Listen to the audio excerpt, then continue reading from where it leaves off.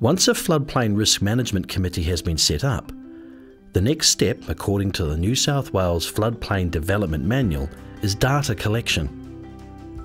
This is an extremely important step, being the base of all modelling and planning to follow.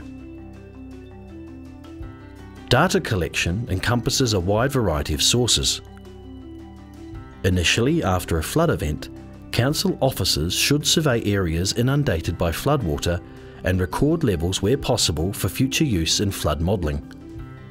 In practice, the collection of further data occurs concurrently with the flood study itself and would be undertaken primarily by the engaged consultant in conjunction with council officers.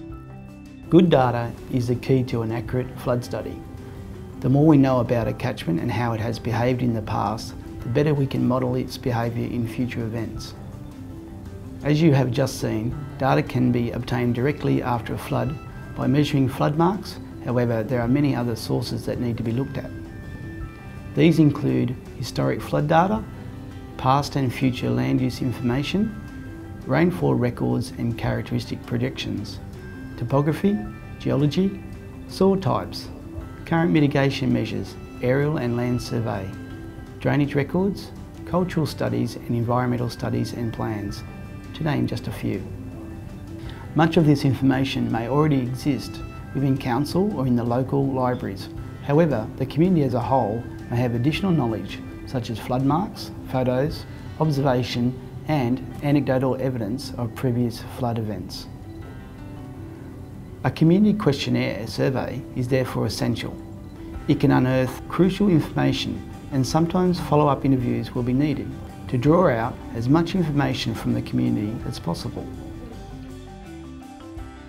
I've lived in the region for almost 45 years and I'm sorry to say that I've seen it all. Rain, hail, fire, the lot. There's been a hell of a lot of suffering, and if my memory of these things is likely to reduce the impact of future events, then I'm more than happy to help. Though many residents may have seen a range of severe weather events over many years, they would not necessarily have seen an extreme event or the full range of potential floods as assessed by a flood study.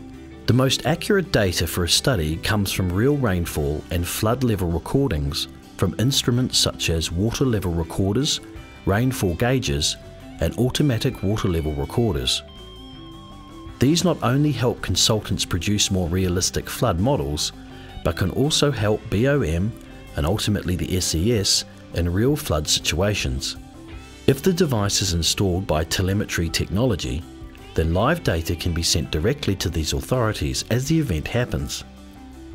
More informed decisions can then be made and risk to life and damaged property in turn decreases.